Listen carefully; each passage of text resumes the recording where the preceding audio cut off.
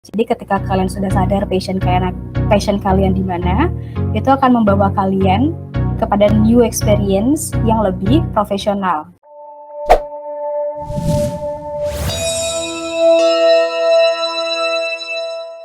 Terakhir, the process is easy. Jadi prosesnya itu sebenarnya gampang, teman-teman.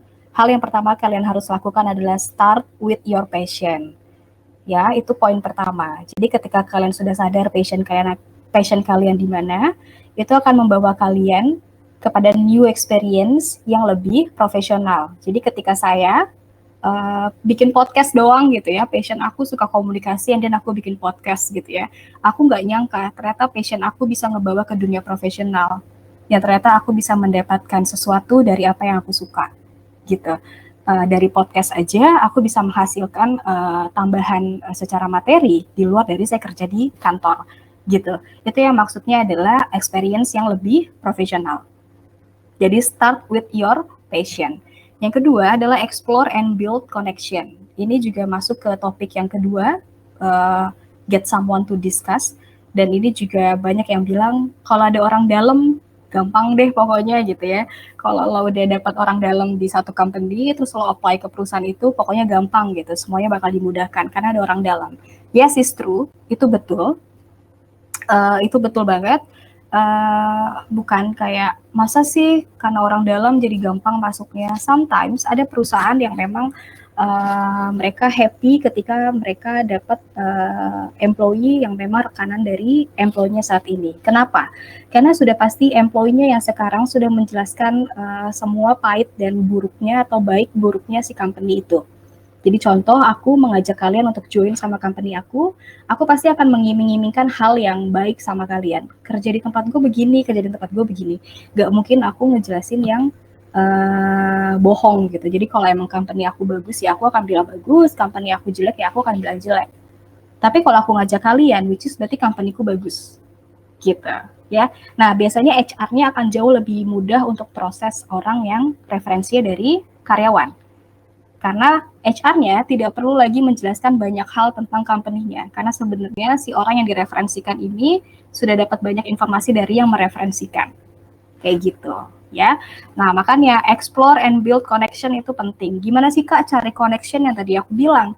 Kalian harus punya banyak teman dari kakak kelas, atau mungkin dari career center, atau mungkin dari organisasi, atau mungkin dari forum, dari klub, dari manapun. Sekarang banyak forum-forum gratis yang bisa kalian join.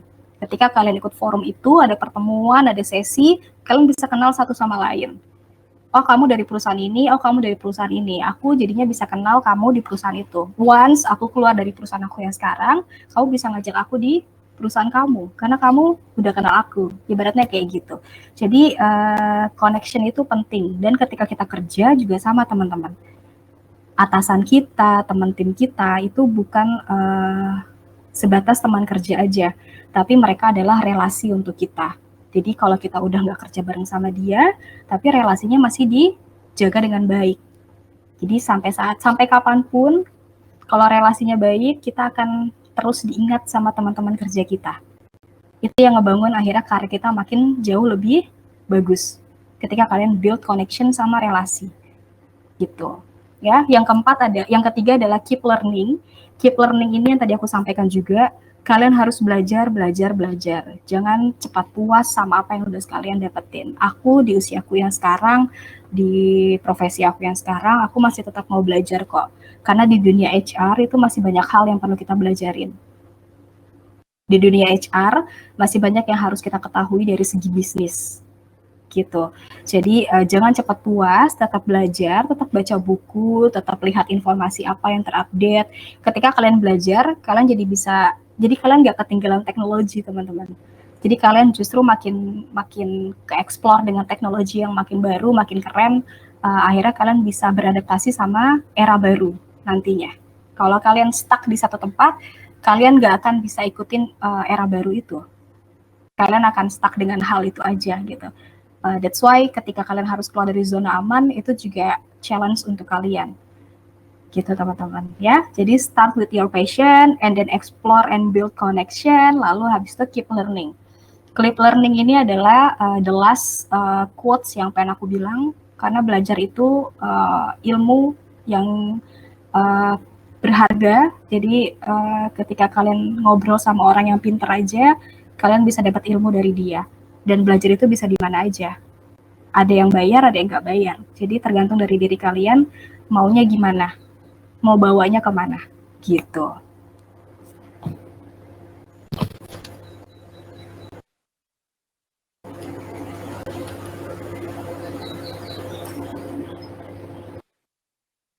Nah, sekarang kita review beberapa konsep yang aku berikan sama kalian. Semoga teman-teman nanti sudah catat, sudah rekam, atau sudah capture slide yang aku berikan.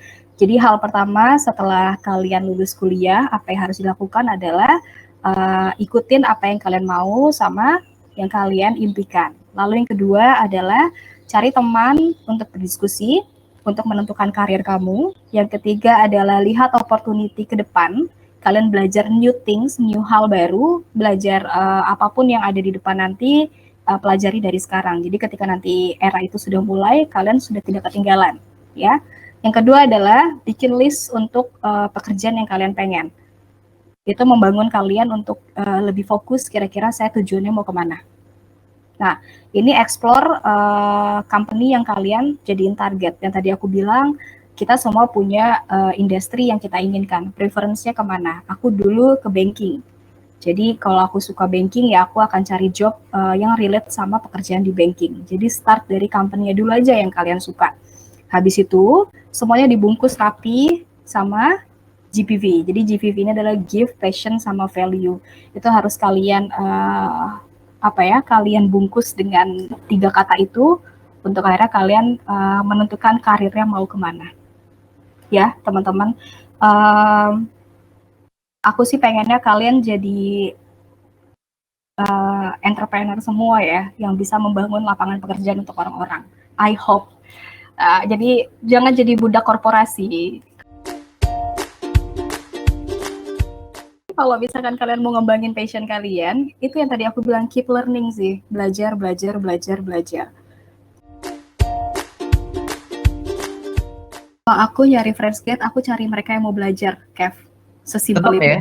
Tetap ya? Tetap. Motivasinya apa? Aku mau belajar, Kak. Aku suka banget sama orang yang mau belajar, Kev. Oke. Seriously, dan aku mungkin bisa fight ke user. HR itu kan gerbang pertama ya. Ketika nanti kita dapat kandidat yang bagus, si user kayaknya nggak yakin banget sama anak ini. Tapi aku sebagai recruiter, aku bisa kasih tahu ke user, edukasi user bahwa anak ini mau belajar kok. Ada yang namanya kontrak, ada yang namanya probation. Lo bisa lihat anak ini selama masa probation. Jadi sebenarnya motivasi buat teman-teman yang sekarang belajar.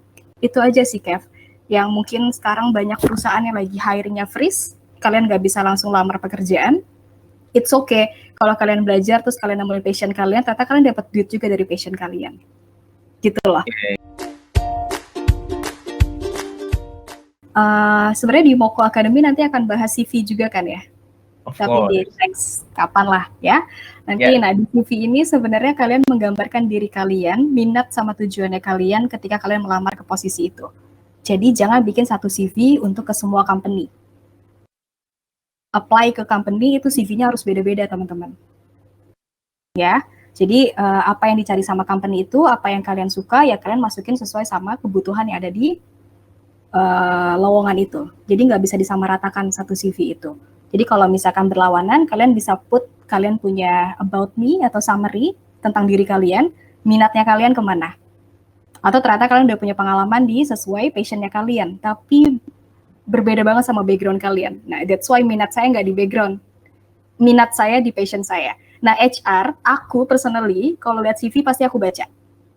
Oke. Ya, jadi ketika kalian naruh itu di summary kalian, aku jadi tahu, oh anak ini ngelamar di posisi ini, walaupun backgroundnya ini, ternyata memang dia sukanya di sini. Kenapa nggak kita coba? Oke. Interview aja anak ini, gimana? Gitu. Ini kan yang tadi aku bilang, get someone to discuss. Ketemu sama mentor. Nah, kalian bisa diskusi sama mentor kalian, kira-kira kalau kalian maunya di IT, sesuai background kalian temuin mentor kalian yang backgroundnya di IT juga. Minta dia kasih gambaran, kira-kira kalau kerjanya kayak gini tuh gambarannya kayak gimana sih, Kak? oh lu cuma disuruh ini kok fotokopi doang sama scan misalkan. Itu kebayangkan ya, oh gue kerjanya cuma fotokopi sama scan gitu. Nah untuk suitable atau enggak sama kita, sebenarnya kalau kita nggak coba kita nggak akan tahu, Kev. Oke.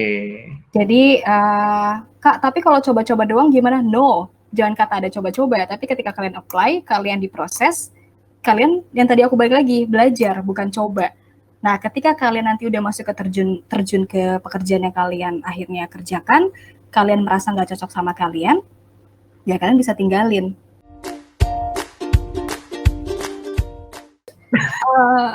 Balik lagi sih teman-teman, HR itu kan punya standarnya masing-masing ya. Gak semua HR prosesnya sama, gak semua HR melihat potensi yang dimiliki sama kandidatnya. Paham maksud aku kan? Ketika kalian punya potensi, itu kan pasti akan natural dari diri kalian.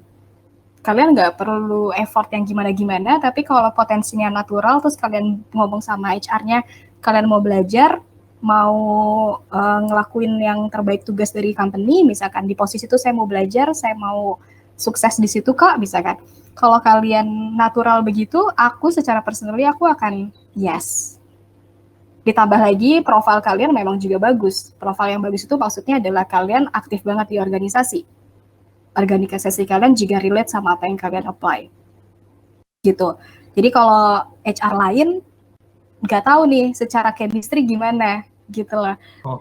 Potensinya apakah akan kebaca, tapi semua HR pasti akan bisa melihat potensi di masing-masing kandidat sih, Kev. Itu even dari CV aja udah bisa kelihatan gitu.